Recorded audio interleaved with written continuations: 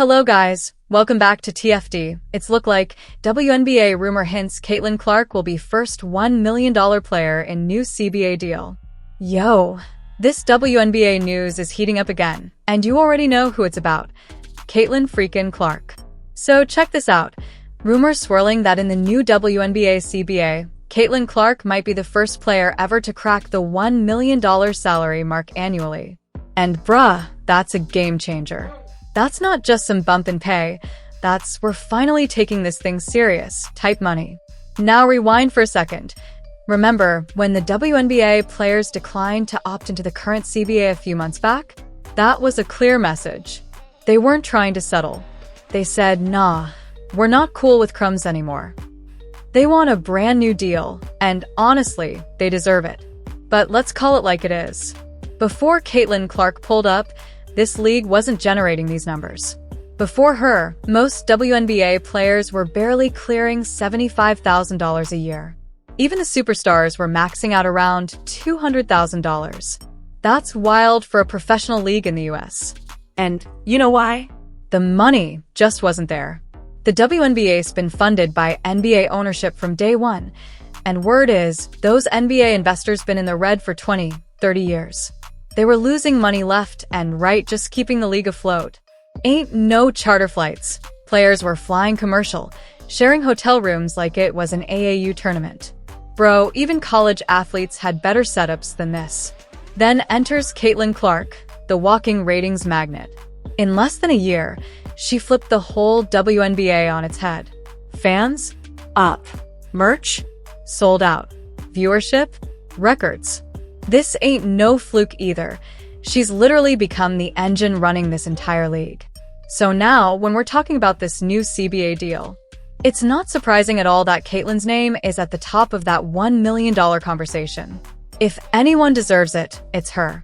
Honestly, a milli ain't even enough. She's worth 10 to 20 million easily. That's how valuable she is to this league. And while we're here, let's talk Angel Reese for a sec. I know y'all wanted her to ride this wave too, and don't get me wrong, she's marketable, but from a hoop perspective, the impact ain't there right now. The buzz feels like it's fading. I mean, let's keep it 100. Angel Reese didn't even hit the mainstream until Caitlyn Clark gave her that spotlight. That was her moment. Now, it's feeling like she might just blend in as another role player unless she takes a serious leap. Meanwhile, Caitlyn is on that superstar arc, leading the charge for what could be a historic shift in women's basketball. Bottom line, Caitlyn Clark is about to become the face of a new era in the WNBA, and if this $1 million salary becomes reality, we're gonna look back at this as the exact moment everything changed. So, as you guys can see here, WNBA rumor suggests Caitlyn Clark will be among first stars making $1 million annually in new CBA. A new rumor suggests WNBA stars like Caitlyn Clark will be making $1 million per season in the next collective bargaining agreement. The WNBA underwent another major growth spurt in 2024 due to the addition of many popular players from the college rankings. The most notable of which is former Iowa star Caitlyn Clark. The huge attendance and ratings numbers the Indiana Fever star helped to generate came at just the right time, with the current CBA set to expire after the season. Now, this next part here is pretty important. Hopefully you guys is listening good. It's say, a key sticking point will be increasing player pay. Currently, the highest annual salary in the fast-growing league is $249,244. Think about that. $250,000, man. That's the ceiling. That's the max deal. And y'all out here debating people like me on social media? Y'all really pulling up in the comments trying to flex? I'm talking to you, WNBA vets, former hoopers. Y'all want to spar in the replies when y'all were making barely over $250,000 a year. Come on now. Be serious. Bro, seriously be serious. But hey, let's keep reading. Well, a new report from ESPN reveals the massive salary bump top WNBA stars could receive in the next CBA.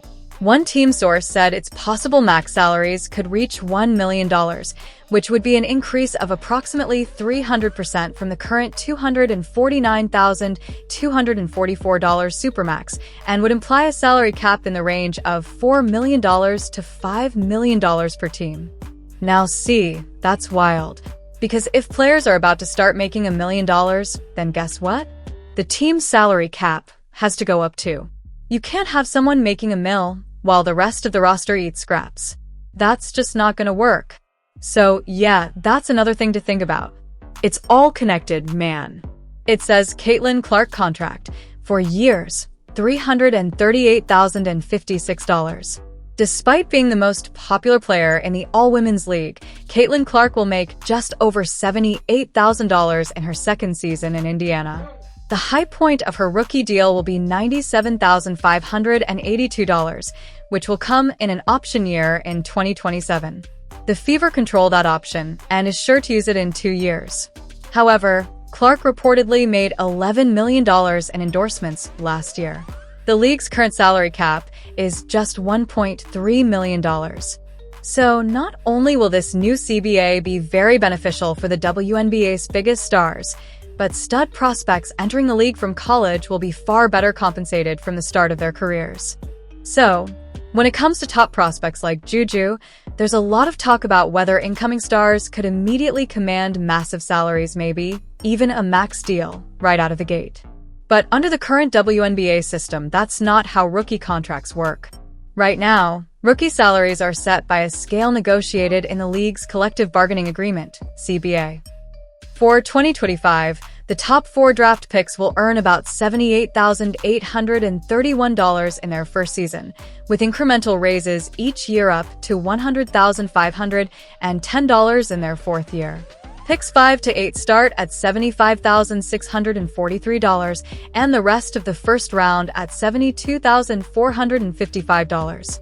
Third-round picks and undrafted rookies make even less, with salaries just above $66,000. These deals are not guaranteed unless the player makes the final roster.